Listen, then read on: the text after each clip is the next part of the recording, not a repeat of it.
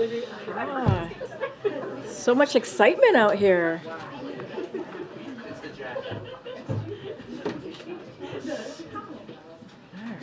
All right, class, everybody. Okay, all right, everyone. It is a serious day indeed. So good afternoon. Today, as part of our 10 Days of 10 Drugs series, we're highlighting Januvia, a drug that treats diabetes and that was selected for Medicare price negotiation as part of President Biden's Inflation Reduction Act. Last year, around 885,000 seniors were prescribed Januvia and spent on average up to $500 a month for this life-saving drug. One of those seniors is Stephen from North Carolina, who wrote to the president that he pays over $500 a month for this life-saving medicine. For years, politicians talked about taking on Big Pharma to lower drug prices for seniors. All the while, Big Pharma continued to rake in record profits and spent $400 million on lobbyists to keep prices high for seniors. President Biden and congressional Democrats finally changed that by passing the Inflation Reduction Act without a single Republican vote. As a result, for the first time ever, instead of drug companies charging Americans whatever they want to for saving drugs like Januvia, Medicare will be able to negotiate lowering drug prices for Americans like Stephen. As we announced a short time ago, President Biden will host President Joko Widodo of Indonesia for a bilateral meeting at the White House on Monday, November 13th. During the visit, President Biden will reaffirm the United States' commitment to deepening our nearly 75-year-long partnership between the world's second and third largest democracies. The leaders will explore opportunities to enhance cooperation on the clean energy transition, advance economic prosperity, bolster regional peace and stability, and reinforce our people-to-people ties. The two leaders will also coordinate on efforts to reinforce ASEAN centrality and uphold international law and promote a free and open Indo-Pacific. With that, my colleague from NSC, Admiral John Kirby, is here to give any update that we have on Israel and take any of your foreign policy questions. With that. Good afternoon, everybody. So today obviously marks 1 month here since the horrific Hamas attacks on October 7th. And we all just want to take a moment to acknowledge all the victims of that horrific act of terror. People slaughtered at a music festival, murdered in front of their kids in their home. It's a horrible day. And also it was a day where dozens and dozens of people were taken hostage. Many of them still being held hostage. So we also want to say that our thoughts continue to be with all of them and their families and their loved ones. I can only imagine the anguish that these families are still going through and have now for the past month, and the pain that they're feeling, the strong desire to get that seat filled at the dining room table again.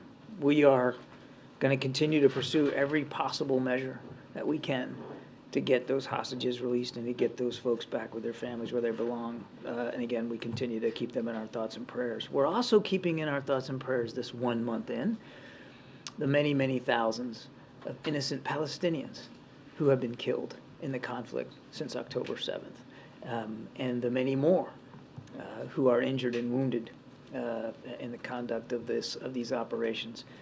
And quite frankly, the 1.5 million that have been displaced internally from their homes. We're mindful of that suffering as well. And 1 month in, it's good for everybody to take a knee, take a pause, and remember the scope of the suffering here and the terrible images that many of us have seen coming out of both Israel and Gaza. Now, on the humanitarian side, I can tell you that over the last 24 hours, 93 trucks were able to enter Gaza through the Rafah border. That was as of yesterday. That brings the total to 569 trucks since October 21st. And as we've said many times before, we know that's not enough. It's a trickle. I mean, as a matter of fact, before October 7th, that's about the number that was getting in every day. Now, it fluctuated a little bit, but it was several hundred, up to 500 a day. As you all saw yesterday, the president spoke with Prime Minister Netanyahu, and he certainly discussed the need to continue to try to accelerate and increase the amount of humanitarian assistance that's going in. He also talked about the importance of pauses in the fighting to allow for aid to get in, people to get out, and for hostages to be released. We'll keep that dialogue going, obviously, with the Prime Minister and his war cabinet. On the idea of people getting out, so we do expect more individuals to depart Gaza today via the Rafah crossing. To date, there's been over 400 U.S. citizens and their families who have been able to depart and have been seeking the assistance of our consular team at the embassy in Cairo. And in just the last 24 hours, about 96, so just under 100 U.S. citizens and family members were able to move across that border. And as I said, it's very fluid. We won't get the final count until the end of the day today because the day is still going on. But we do expect that there'll be more Americans to come out today. So keeping that Rafah crossing open for aid to enter and Americans and other foreign nationals to leave has been a major priority for the president, will remain so going forward.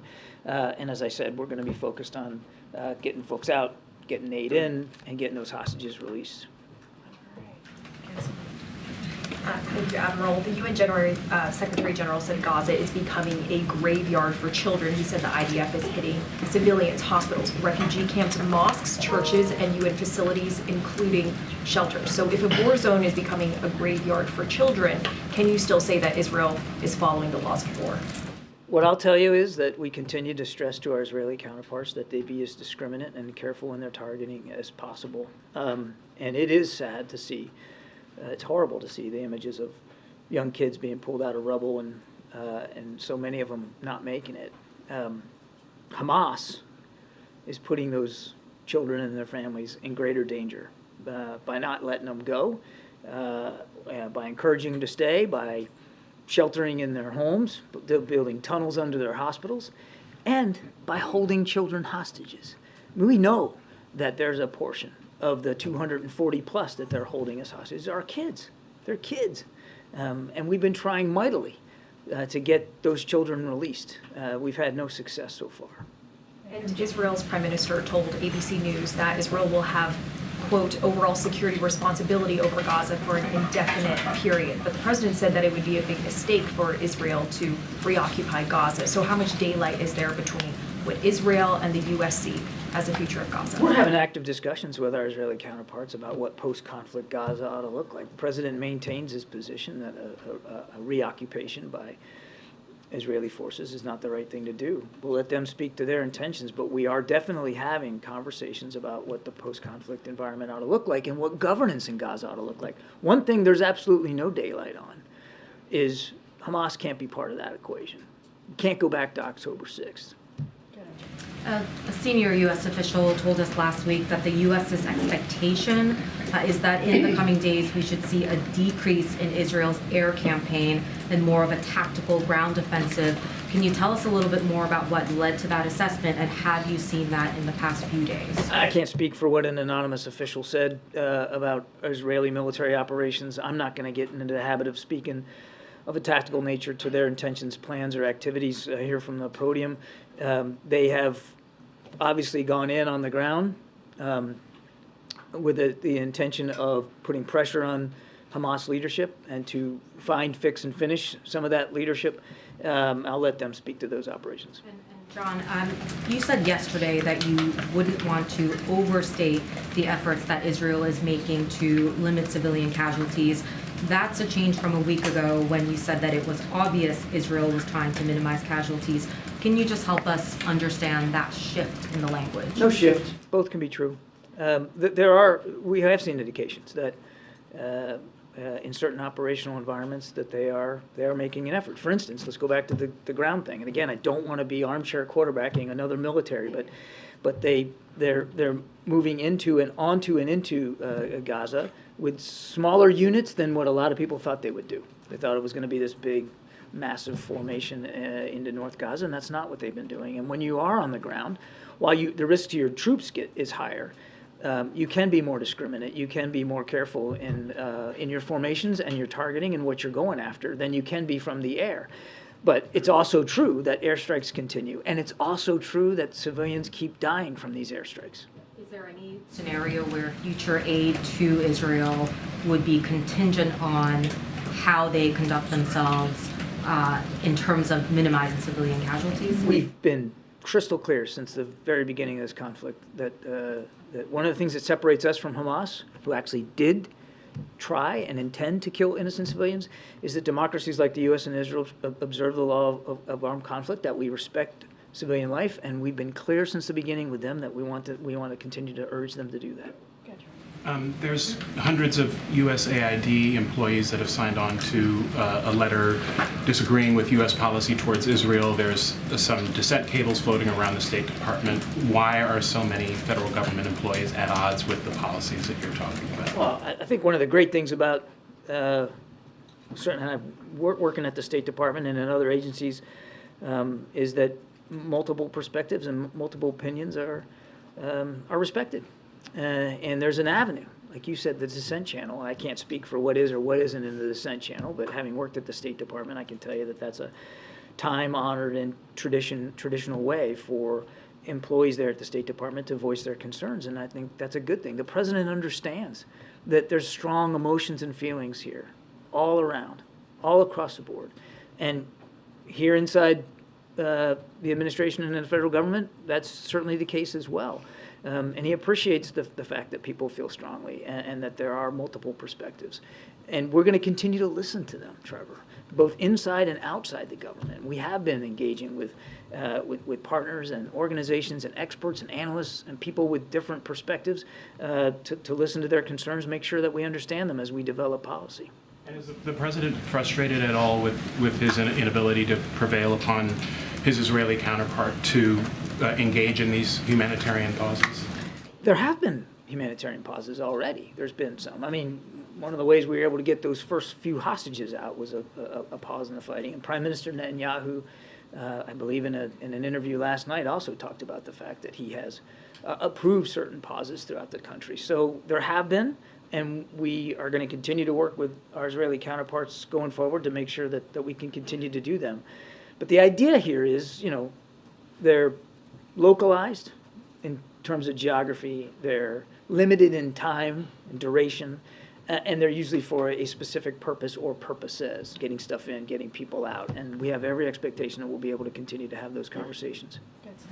Just to follow up on what you just said about the Prime Minister's comment about the little pauses. So does the U.S. see that as sort of a satisfactory response to the humanitarian pauses that President Biden has been calling for? He's talking about like an hour here, an hour there. It's in keeping with the conversations that we've been having with our Israeli counterparts about the need for humanitarian pauses in the fighting. I wanted to ask. No, it's okay. I figured. In late October, you had referred to the fact that the administration is not drawing any red lines for Israel. As the death toll for civilians in the Gaza Strip has gone up, I wanted to ensure, is that still the case, that the administration has no red lines at all? That is still the case. Okay, and then also a follow-up. You all have spoken a number of times about a two-state solution, and this is not so tangential to the immediate conflict, but I wanted to understand, coming in, you all have maintained a policy of recognizing Israel's control over the Golan Heights. That was a move that your predecessor made, reversing, U.S. policy after half a century. Is that still the Biden administration's policy, that you have, that you believe that Israel has sovereignty over the Golan Heights? Let me get back to you on that specific policy question. I don't want to freelance it from here, but you said something at the beginning that talking about a two-state solution seems tangential to what's going on, and I would respectfully disagree. It's actually what's going on underscores how important it is that we continue to try to make progress towards a two-state solution. But I will get you a better answer on the Golan Heights. I'd rather not just spitball that. Thank you. I want to follow up on the previous question. I have another question. So why not embracing these dissident voices who calls for a balance between private and public message, and criticize Israel when actually it is in violation of international humanitarian law and the Geneva Convention? With due respect, John, some people think that you repeat what the Israeli army spokesman is saying. It's exactly what they're saying, you're repeating here. So how can you, why not these dissident voices, not just understanding them and we have a channel because we're a democracy, why not, what's wrong with them? What's wrong with standing here and say when Israel do something wrong, because you're the best friend, you have leverage on them, why not criticizing them? Your question presupposes that we've made some determination that the law of armed conflict has been violated, and I don't think, we're not at that point. Agree with the UN. I would just tell you that we're not going to react in near real time to every event. Israel has a right and a responsibility to defend itself, and we're going to make sure they have the tools and capabilities to do that. Again, we're 1 month after this, and we ought not forget what happened 1 month ago. 1,400 people slaughtered in their homes at a music festival, and when Hamas decided to conduct operations, it was with the intent of killing people. You know, I heard this word genocide tossed around about it. Hamas actually does have genocidal intentions against the people of Israel. They'd like to see it wiped off the map. They said so on purpose. So that's what's at stake here, and we're going to keep making sure that Israel has that ability to do that. As for the voices, of course we respect all different voices and perspectives on this, and we know that there's a lot of there's a lot of high emotion here when it comes to what's going on. We have never shied away from criticizing our friends and partners when we believe it's warranted, and we'll continue to do that. We also believe that the best diplomacy, the best progress in diplomatic pursuits is to do it privately and outside the public eye, and we'll continue to do that as well. We'll continue to have those tough conversations with our good friend. Anybody forgot what happened on October 7th, but regardless, I'm not saying you did forget. I'm just saying it's all good for us. We should all be reminded of what happened, and it happened a month ago today. You talked about settlers' violence in the West Bank. The president spoke about it, but there's also violence by the Israeli army. There is many Palestinians being shot dead in the West Bank. It's 163 since October 7th. There's also massive arrests. There is 1,350 have been arrested under what the Israeli called an administrative detention, i.e. they can arrest a person without a trial. So is this something that concerns you? Is this something that you convey to the Israelis considering the situation in Gaza? Yes. Thank you. Thanks, John. I'm going to follow up on MJ's question because I didn't hear an answer about the potential suspension of aid. I know that you've repeatedly said that you've talked to the Israelis, that the U.S. talks to them every day about minimizing civilian casualties. But do those talks include laying out any consequences if they do not, including a suspension of aid? I'm not going to get into private diplomatic conversations that we're having with our Israeli counterparts. I will tell you this. We're going to continue to make sure that they have the tools and the capabilities that they need to defend themselves against what clearly was an existential threat to their society and to their people. We're going to continue to make sure they have what they need. We're also going to continue to urge them to be as careful and deliberate and discriminate in the targeting as possible. Right. Jake Sullivan, Feiner, you have all said that any time that the U.S. transfers weapons to another country, it requires assurances that those weapons will be used within the occurrence of law. So That's just right. to be very clear, the U.S. does That's not different believe... that's different than what you're suggesting in your question, which is that we're going to layer on more restrictions on the security assistance that they're getting, and that's not what I'm alluding to, or we're not talking about that. The transfer of weapons that have already happened. Just to be clear, the U.S. has not determined that Israel has violated any of those boundaries. No. And one more point of clarification on what the Prime Minister said about playing a security role indefinitely in Gaza. Does the U.S. see a distinction between that and reoccupation, or is it one of the same? I'll let the Prime Minister speak to his comments and what he meant by indefinite. President Biden's been very clear, we don't support a reoccupation of Gaza by the Israeli Defense Forces. We do think that there needs to be a healthy set of conversations about what post-conflict Gaza looks like and what governance looks like. What we absolutely agree with our Israeli counterparts on is what it can't look like, and it can't look like it looked on October 6th. Thank you, Karine. John, on the proxy attacks on U.S. troops, we're now up to 40 since October 17th, with 46 service members being injured or reporting traumatic brain injuries. Does the president think that the action that was taken a couple weeks ago to push back on this was enough? The president felt like those were two legitimate targets directly tied to the Iranian Revolutionary Guard Corps that supports these militia groups, and they were ammo, weapons facilities, certainly legitimate targets that we believe not only had a practical effect on limiting some of their capability, but sent a strong signal of how seriously we're going to look after our troops and facilities. If and when we decide to respond again in the future, we'll do it at a time and in a manner of our choosing. We will absolutely take the action that we need to take. The President, as Commander-in-Chief, will order that action to protect our troops and facilities as he sees fit. Has there been any additional warning from the President since the last time we responded that this needs to stop? Because clearly the attacks on our troops didn't stop.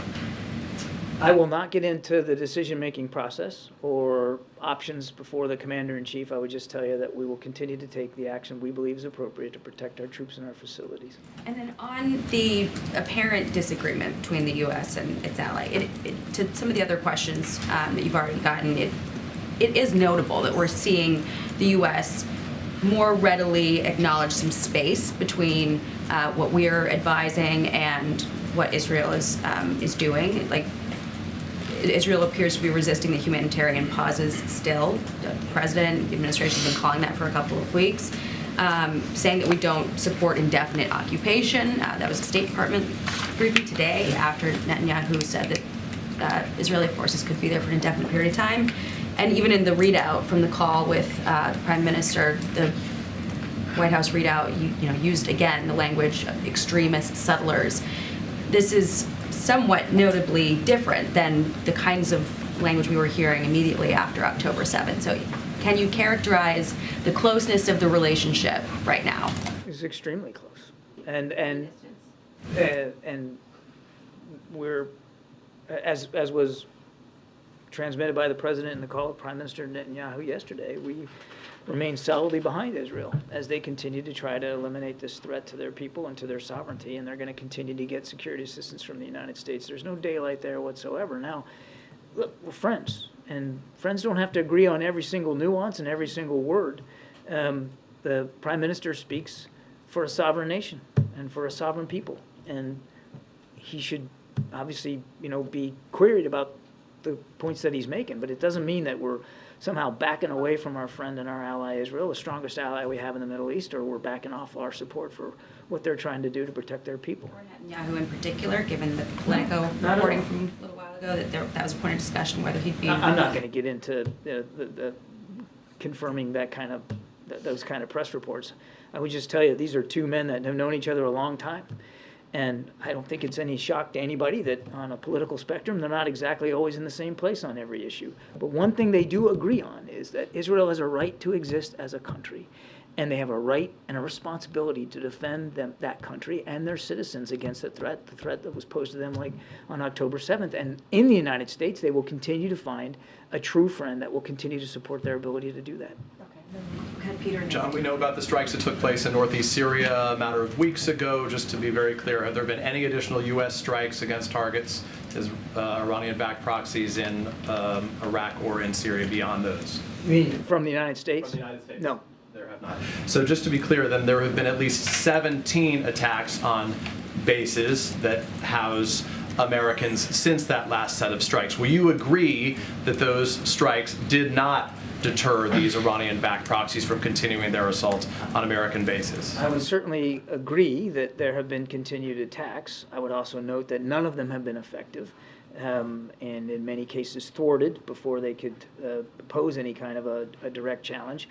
And that, again, Peter, we'll make the decisions on our own about how and if we're going to respond. To be clear, if you agree that there have been continued attacks, these 17, isn't that evidence alone? Do you agree that that's evidence alone that it has not deterred them from continuing? It's certainly evidence that some of these militia groups still believe that there's value in continuing to try to strike at our troops and facilities. And our message to them is, you need to be careful because we're going to do what we have to do to protect our troops and our facilities. Let me ask you about the situation in Gaza then, if I can, very quickly. In Ukraine, the U.S. put restrictions on how some U.S.-provided munitions could be used. There couldn't be any targeting in Russia, for example. Has the U.S. put any restrictions on how Israel can use U.S.-provided munitions in its war with Hamas in Gaza? As is in keeping with U.S. law, we provide security assistance to any foreign nation, including Israel, with the expectation, the full expectation, that those weapons will be used in keeping with the law of armed conflict. That's no different here for Israel than it is for anybody else. And I want to go back to what I said before, but the message to these groups is, don't and stop. These attacks are unacceptable. Then if I can ask just to punctuate the last thought that we were just talking about, to be clear, does the U.S., and they have to be within the laws of war then, is our position on this, armed conflict. So all security assistance is governed by the law and governed by a requirement that it be used in keeping with the law of armed conflict. Acknowledging the wide belief and understanding that Hamas has built tunnels underneath a variety of different locations, including hospitals, is the U.S. comfortable in knowing that Israel would or continue to target hospitals in Gaza? I won't speak to specific targets, Peter. I think you can understand why I won't do that. It's not a military operation that we're running or leading. The Israeli Defense Forces are conducting these operations. Okay with the Israelis making their own decision that could include hospitals, right? As I've said before, when you're fighting in urban warfare, you've got to make some tough choices about your targets.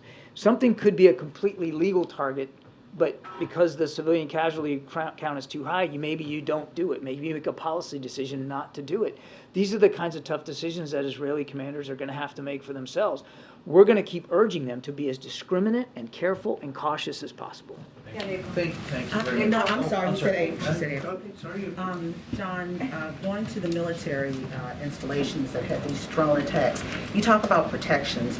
What are the protections that you can tell us about that you're, seriously, I mean, because for the United States to have military bases attacked and then military personnel injured, is there also a concern that these attacks can spread beyond Syria and Iraq and here and anywhere else in the world? There's no indication right now that that there's specific threats to specific installations throughout the region. That said, we do have a sizable force posture in the Middle East, beyond Iraq and Syria. And in light of what's been going on the last month, of course, the Defense Department is taking a look at that posture and looking at force protection and making adjustments as necessary, depending on where you live in the region and what the threat level might be. So I won't speak for our commanders, and we never talk about force protection specifically, but we obviously make adjustments as needed. And then to your first question, again, without getting into too much tactical detail about how we attempt to thwart some of these attacks, there are capabilities that we have that permit us to eliminate threats further afield, further away from our bases, and we employ those as appropriate. But that doesn't mean, and we've seen in just the recent weeks, that occasionally an attack could get through and get close to a base or even land on a base.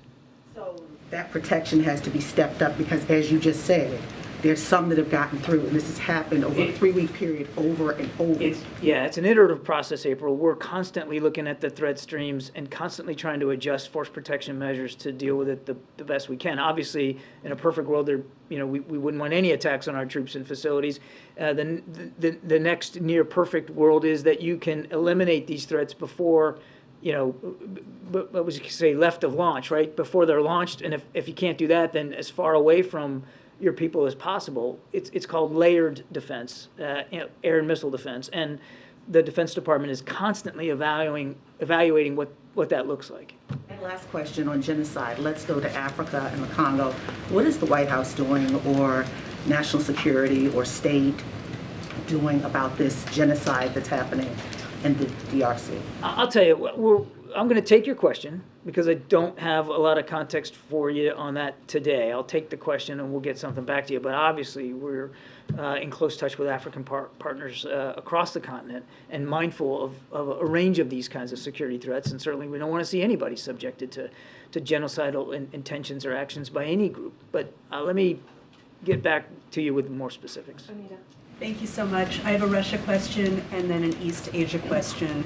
Starting with Russia, the U.S. and NATO criticized Russia for pulling out of the CFE. This is the Conventional Arms Treaty.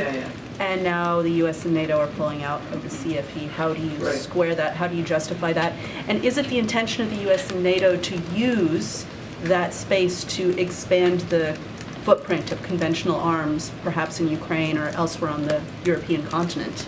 My goodness, I don't know how we could justify not pulling out of it, and given that the Russians have decided unilaterally to just throw it in the trash heap. I mean, they technically, not technically, they actually did violate it when they invaded Ukraine. So it's disappointing. I wish I could say it was surprising, but it's not. And they left the United States and our NATO allies with no choice but to cease our accommodations and compliance with the treaty as well. As for future force posture, I certainly won't talk about that from this podium. We'll do what we need to do to make sure we can meet our Article 5 commitments to our NATO allies, and that could require force posture changes, but I'm not prepared to speak to that today. So on East Asia, is it okay if I ask you East Asia? Yeah, go ahead. All right, sorry. Can you just update us and bring us up to speed on this Biden-Xi meeting, when it's happening, if it's happening, if the military channel has been reopened, and also when President Biden meets with President Widodo, is he going to be bringing up the Israel-Hamas conflict, and in what context? No, and I don't know. Go ahead, John.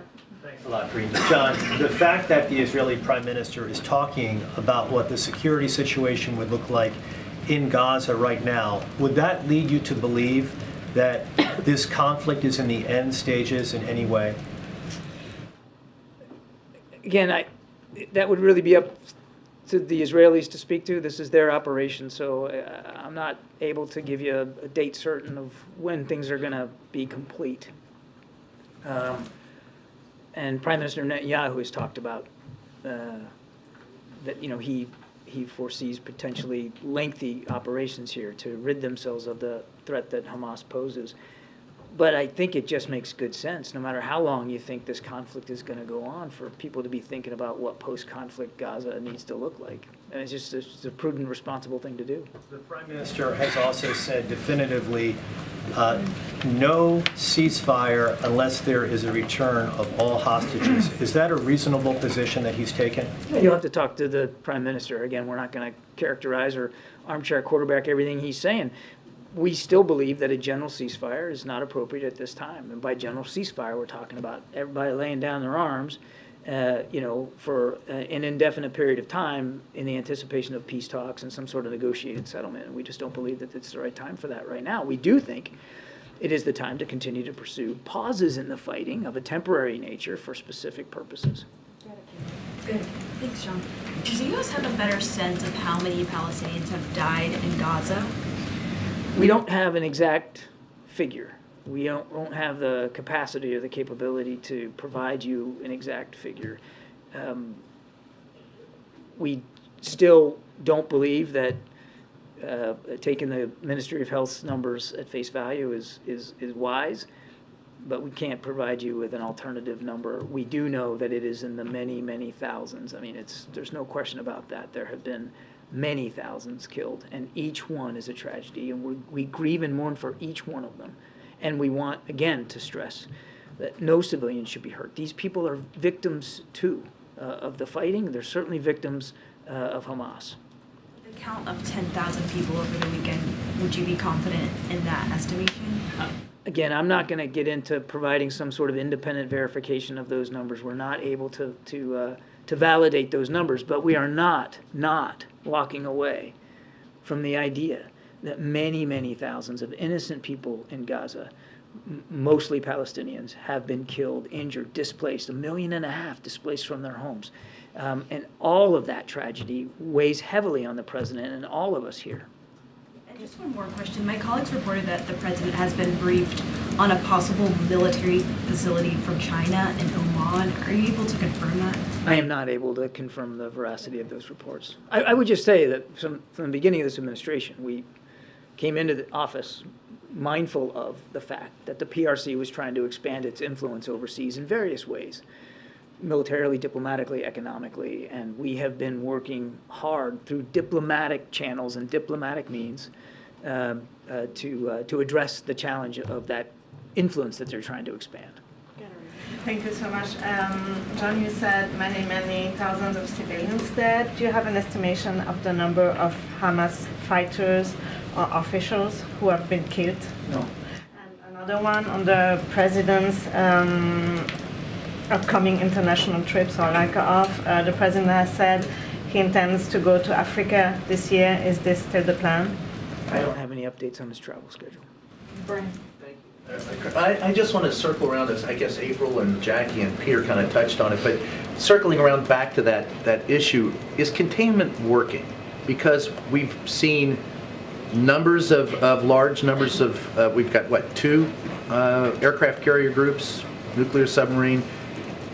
It would be counterintuitive for some with us moving all that in to think that we have it contained. But the idea that not letting it spread, do you feel confident that the U.S. military has done that well? Well, we wouldn't associate ourselves with the word containment, but I think what we've been trying to do is send a strong signal, Brian, of deterrence to any other actor in the region, be that a nation state or a terrorist group, that now's not the time to think about widening and escalating, deepening this conflict. That there have been additional attacks on our troops, that there have been additional rocket launches from southern Lebanon into northern Israel, doesn't necessarily mean that the war is widening and that these other actors have decided to go 2 feet in, all in, to help Hamas out. We haven't seen that happen. Now, why? You have to talk to them about their decision-making process, but we do believe we have sent a strong signal about how seriously we take our national security interests in the region. You mentioned a couple of carrier strike groups. Got a Ohio-class submarine now that's in the Central Command area of responsibility. We don't normally talk about submarines that way, but we felt it was important to lay that out there. We've added air and missile defense capabilities to the region, fixed-wing fighter aircraft to the region. I think the president has made it very clear how seriously he takes our interests. And how would you categorize our diplomatic efforts in that region? Secretary Blinken just left from yet another whirlwind tour around the region, second in almost as many weeks, and you know we've got officials going in and out of the region all the time. We're very much focused on that, and now we've got a brand new ambassador to Israel in Jack Lew. And do you feel confident in the efforts that have been put forward? Confident in those efforts that have been put forward with Blinken and going forward. Do you feel confident with what's gone on? We feel confident that we're doing everything we can to support our ally and partner and to make it clear that we're going to protect and defend our interests in the Middle East. All right, a couple more. Go Can you talk about what metrics, or if the White House does have metrics to determine what Israel is accomplishing? You said you don't know, or you can't, is it that you don't know, or you can't say how many Hamas leaders have been killed? Do you know, to what extent Israel has destroyed military capabilities of Hamas? What are the metrics? We can't independently verify some of these numbers going on casualties. We're not on the ground. We don't have, it's not like in Iraq and Afghanistan where we had the facility to measure the impact militarily against the outcomes we were trying to achieve. These are operations being conducted by a sovereign military, the Israeli Defense Forces, and they, and only they, should be speaking to the outcomes, the results that they're having. We're not in the business of analyzing and measuring what they're doing in their operation. These are their operations. Does the White House not then have metrics to determine what? We are not measuring, analyzing, independently assessing. These are Israeli Defense Force operations. It's not that, I don't want to make too much of the comparison, but we don't do that for Ukraine either. We're not every day measuring, analyzing, assessing everything that Ukraine is or is not doing on the battlefield. Do we have a sense? Yes. But we let the Ukrainian military speak for what they're doing. We don't make it a habit to speak for foreign militaries. Thank you. I just want to follow up on my colleague's question here. If the United States is not analyzing the sort of impact on the ground, how can you be confident that the laws of war are not being broken? When I say analyzing, I mean, it's not like we're creating a stack of PowerPoint slides every day on every operation that the Israelis are conducting. These are their operations. Now, we're in constant communication with them. And so the sense we get from how they're doing is from our communications with them. But we aren't. I couldn't, produce a set of sheets for you. Have been killed. We don't have. feel confident in the number of civilians that have been killed. We can't independently verify to a person how many have been killed.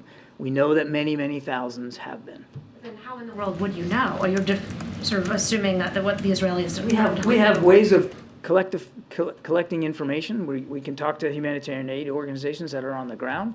Certainly we're talking to our Israeli counterparts. It's not like we don't have an idea, but we don't have a number that I would feel comfortable giving you from this podium with some exactitude. But of course we have an idea of what's going on, because now that more humanitarian aid is going in, we have the ability to talk to those aid organizations to get a sense of what they're seeing on the ground.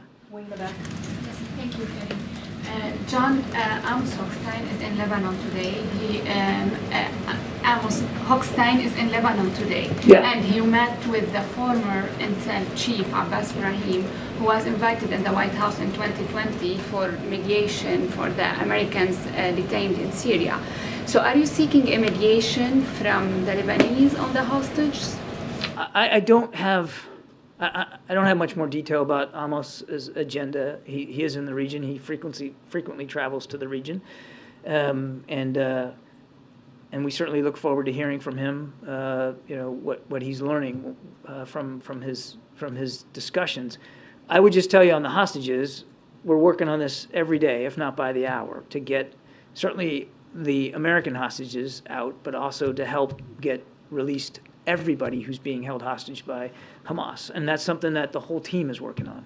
And one second question to follow up on Brian's question. When yesterday the Israeli Prime Minister contradicted what Secretary Blinken said in the Hill. He said that you don't see Hamas ruling Gaza, you don't see Israel ruling Gaza. Also, we saw this public disagreement between Secretary Blinken and two Arab foreign ministers in a press conference in Jordan.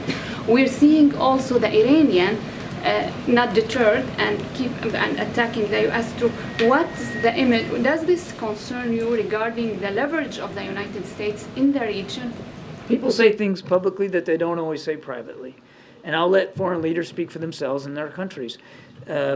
American leadership has been key here since the attacks of October 7th. American leadership, President Biden's personal involvement, has led to this humanitarian aid getting in. Obviously not enough, but it wasn't happening before he personally got involved.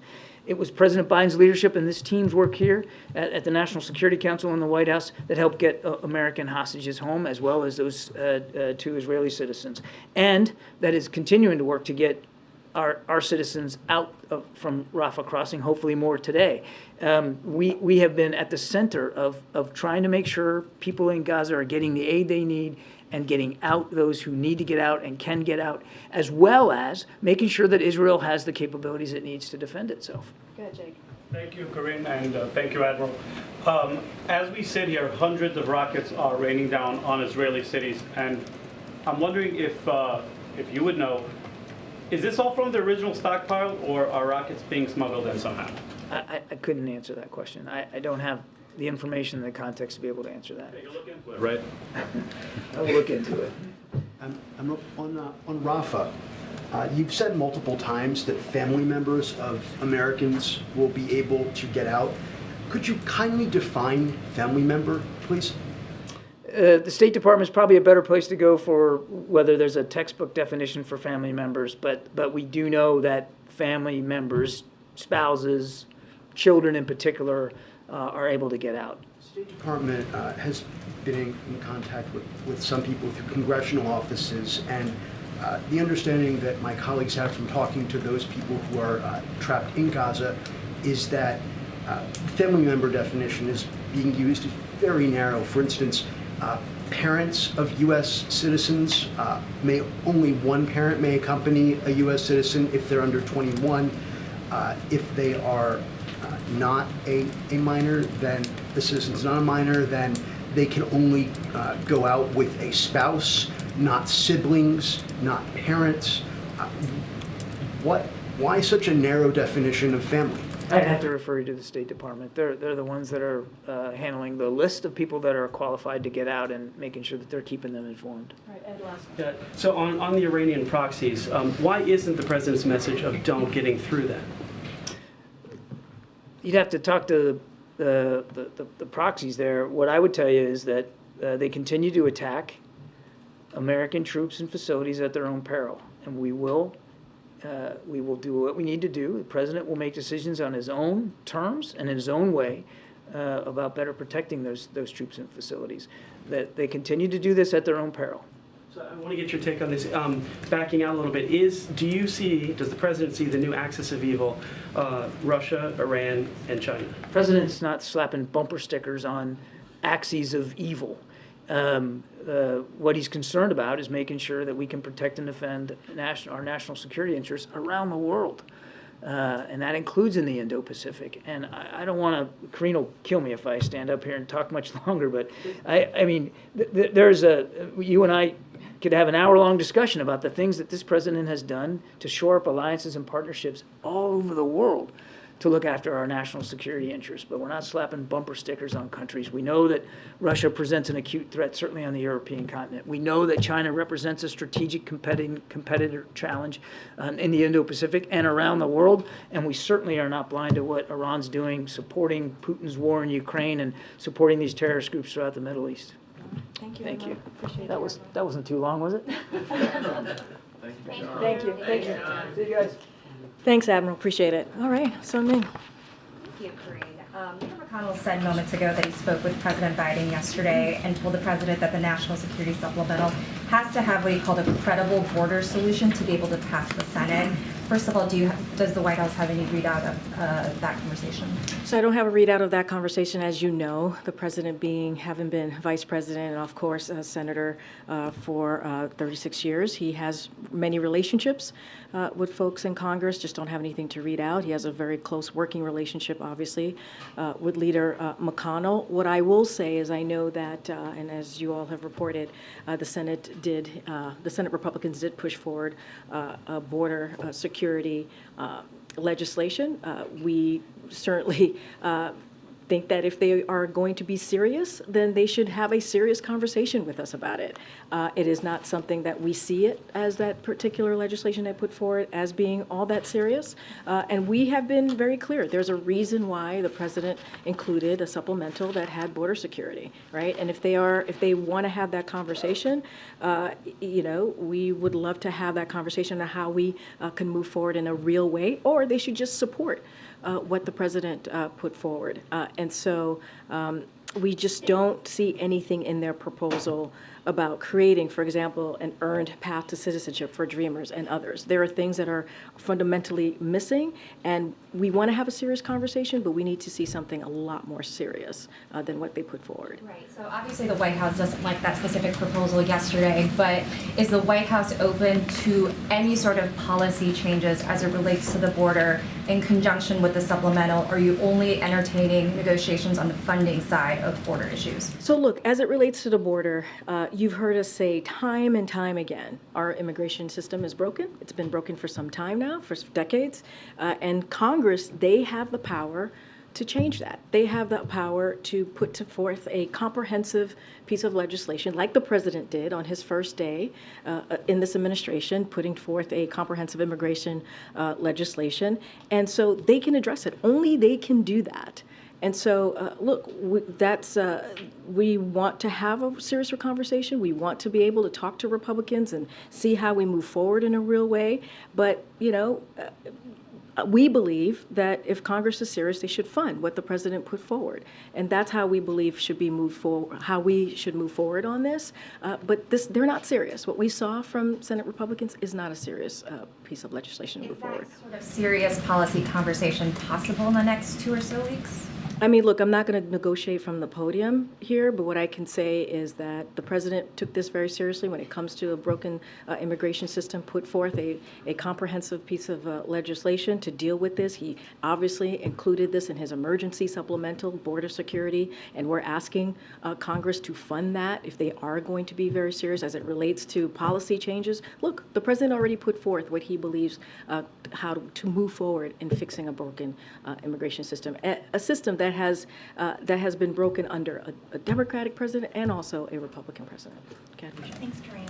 Has President Biden seen the polls from CBS News and New York Times that were out this weekend that show he's trailing the former president if they were to go against each other in 2024? So first, let me just be clear. I'm not going to speak to anything related to 2024.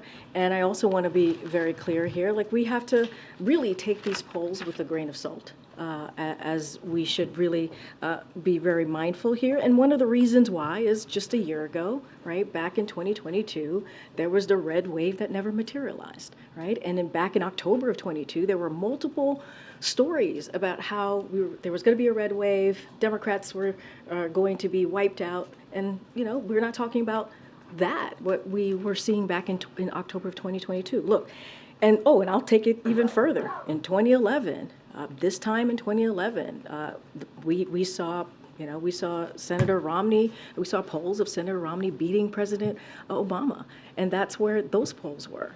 And so, look, our focus, obviously, is going to be doing what the president was elected to do, which is focusing on delivering for the American people.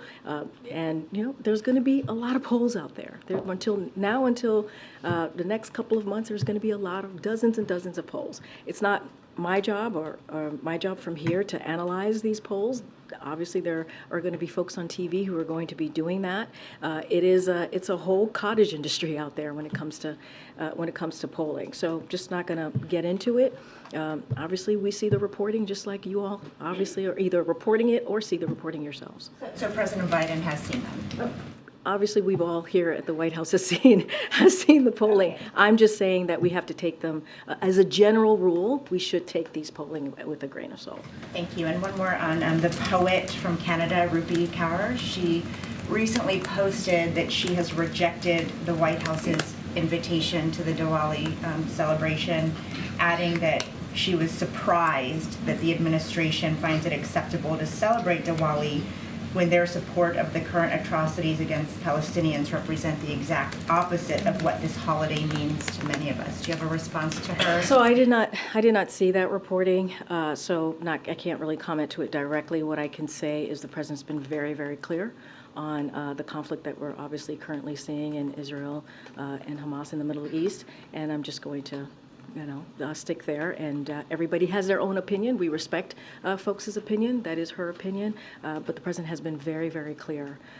And just like the Admiral said at the beginning of this of the briefing, how when 1 month ago what we saw, what all of you reported, and the atrocities that we saw on that day, and 1,400 souls were slaughtered. And so the president has been very clear. I just don't have anything else to add. Thanks, Karine. Karine, can I ask you, there's been on social media and frankly on news broadcasts, a lot of videos of individuals who have been tearing down signs, many of these taking place in New York City, of Israelis presently being held hostage in Gaza. There have been some tense confrontations that have taken place there. Is the White House's view that these actions should be condemned, the pulling down of them, or that that's a form of peaceful protest? Look, I've sort of kind of seen the reporting here and there. I think it was from last week, There's right? been like 30 million videos that have gone around. No, I know, I hear you. I hear you. I'm just not going to. I'm not going to. I'm not going. Is that peaceful protest to pull that down, or should you not be doing I'm just that? not going to go into specifics on that particular thing. What I can say, there are real violent protests and threats that are happening right now. And senior administration officials are aware of these reports, which are deeply concerning. And that is something that we're focused on, right? So to be clear, it's deeply concerning that people would be pulling these things down? I'm just saying, as it relates to a lot of reporting out there about violent protests and threats, And so I can speak to that. I can speak to how FBI is tracking an increased volume. I can speak to the frequency of threats that we're seeing to the Jewish community, to the Arab American community, to the Muslim communities in the United States since October 7th. That is something that I can speak to. And obviously DOJ and FBI are working with local law enforcement on those threats. And of course, that is deeply concerning to us. And so that is what we're going to work on, focusing on that. I'd be grateful if you take the question just to see if there is a position the White House has on that just for going forward, because it's created a lot of divide in this country right now. I'm happy to. As to what's appropriate. I'm Then if happy I can to. follow quickly on a different form of protest, vandalism that we saw take place outside the White House. Is the president concerned, is the White House concerned that these protesters, in this case vandals, could get so close to the White House that they could vandalize it, that they could get their hands on the gates outside of the White House? I would have to refer you to the Secret Service on that and the Park Police for questions about the way the protest was handled. Is the And so president comfortable with the way it was handled? I would have to tell you to refer you to Secret Service. That is their focus, that is their job, and so I would refer you there. Does the president think it's appropriate for people to put red bloodstained hands on the outside of the White House? Obviously not. Obviously not. Does the president plan to attend the UN Climate Summit this year? I don't have anything on his schedules to read out to you today on that. Is the president at all concerned that, having set a precedent and gone to the last two UN climate summits, that if he doesn't attend this year, it will send a signal? I don't have anything to share, so I can't answer that question. We don't have anything to share about the president's schedule for the rest of the year as it relates to any foreign travel. Go ahead, Angie. Karine, a potential government shutdown is now 10 days away. It seems like we're hearing far less from the White House this time around just about how potentially painful that could be for the economy, for the country, if there were to be a shutdown than the last time around when we were this close to the deadline. Is there just more optimism this time around that that can be averted? I would say, MJ, there's just a lot going on, as you know, in the past month, right? As we had my NSC colleague here take about 45 minutes of questions on what's been happening this past month. So there's been a lot going on, right? The president has to do multiple things at once, and that's what he's doing. As it relates to a potential shutdown, the CR, look, House Republicans have work to do, right? It is their jobs, and they have to stick to their promise and honor their word to avoid a shutdown. Period. It is their job to avoid that. We cannot be dealing with political games or brinksmanship. Obviously, all of the concerns that we had leading up to the last potential shutdown still is a concern of ours, right? There are programs, vital programs, that Americans need, and they should be able to. We should be able to continue providing those programs. It would be not beneficial to our economy, obviously, if this were to occur. It would hurt our economy. It would hurt our national security, and if a shutdown occurs, and it would have extreme cuts to law enforcement as well, public health and education. All of the things that we've talked about that still exist. And so Republicans in the House have a job to do, and they need to get the job done on behalf of the American people. That has not changed. Is there a little more optimism this time around? I mean, I'm not going to get into the level of optimism. Obviously, the president is an optimistic person, right? You've heard him say that many times, but we believe it is their job to get this done. That has not changed. House Republicans have to get this done. This is a job that Congress needs to do. There are vital programs, as I just listed out to you, that need to be funded and continue to get funded, that Americans need, American families need, and it would be detrimental to them if there was a shutdown. And we should not be a week away from this, or I know it's 2 weeks away, but we should not be looking at this a week from now, or, 10 days from now, and be talking about a potential shutdown. This is something that they should get done. And anything you could say about how the White House has been getting to know the new speaker? So I don't have anything new to share. As you know, we've talked about, we've laid out some readouts about their initial conversation when he became speaker. I just don't have anything else to share beyond that. We obviously been I can say that OMB Director and the Office of Legislative Affairs have been in close contact with senior leadership, obviously in Congress, including his office, about the importance of getting the two supplemental emergency funding done, which is obviously the national security and also domestic part of it as well, the importance for getting that done for the American people, and also making sure that they avoid a shutdown. Those conversations have been going on for, obviously, as it relates to the supplemental funding for the past several weeks, as it relates to funding the government. That's been conversations that we've had for months now. Okay, Karen. Thanks, Karine. On the supplemental funding, the administration's putting some new pressure on Congress to immediately approve $11.8 billion in direct budget support for Ukraine. There was a letter sent from the Secretaries of State, Treasury, Defense, and the USAID administrator. Why separate out that $11.8 billion for Ukraine from the overall Ukraine funding request? Why push for that specifically like this? So look, I don't want to get into certainly legislative negotiations. I'm just going to be very careful from here. But we've been very clear. There's a lot at stake, as I was just telling MJ. And Congress, we believe that Congress must pass the emergency national security and domestic needs, both of them.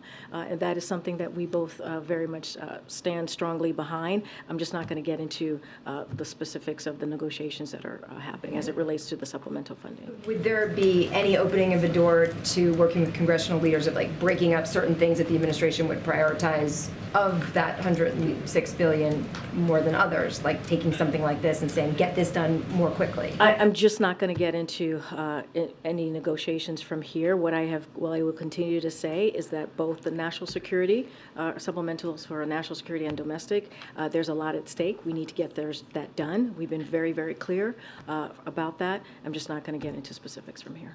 Let me call on somebody else. Colleen, do you have? Okay. Oh, sorry. Yeah. No, yeah. I don't know if you had a question. Oh, sorry. I was like, sorry.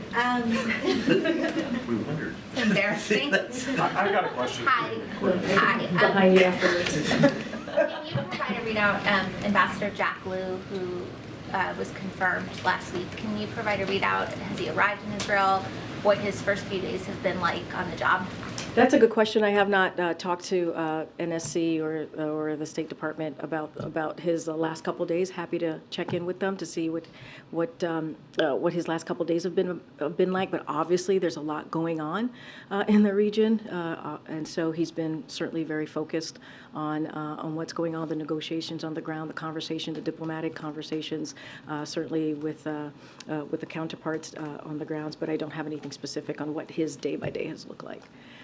Someone asked about the immigration proposals, whether you were willing to negotiate on policy or funding. It sounded to me like you were saying funding. Is that accurate? Well, what I'm saying is that in our national security, right, supplemental, which is emergency funding, there's border security there. We think they should fund it. We think they should pass that. So if they are serious about moving forward in dealing with a broken immigration system, what's going on at the border, then they should certainly support that. That's what I'm saying. Go ahead, right behind you. You're willing to negotiate one of the proposals that came from the Senate Republicans. No, I was very clear. We don't think that's very serious. We don't think that's serious at all. No, we do not. What we're very clear about is, look, on day one of his administration, the president put forward a comprehensive immigration proposal, And so we're happy to have conversations as it relates to what the president put forward, but what we saw from Senate Republicans is not serious. Okay, right behind you. Yeah, Karine, are y'all aware of or concerned about these voting machine problems that have been reported in Northampton, Pennsylvania? I don't have anything for you on that. Obviously, we've been very clear about the importance of, and I want to be careful because obviously this is an upcoming election, but we've been very clear about the importance of people having their right to vote and the freedom to vote, obviously, and so I'm just going to leave that there. Trying to call people I haven't called yet. Go ahead, sir. Go ahead. So on the previous question about the letter by Secretary Blinken and Austin and Yellen, does that mean that you are concerned that this, might be this economic aid for Ukraine might be in question, might be doubtful? And the letter states that basically that if Ukraine doesn't get this aid, it will lose. It won't be able to defend itself. Is that the stakes in your?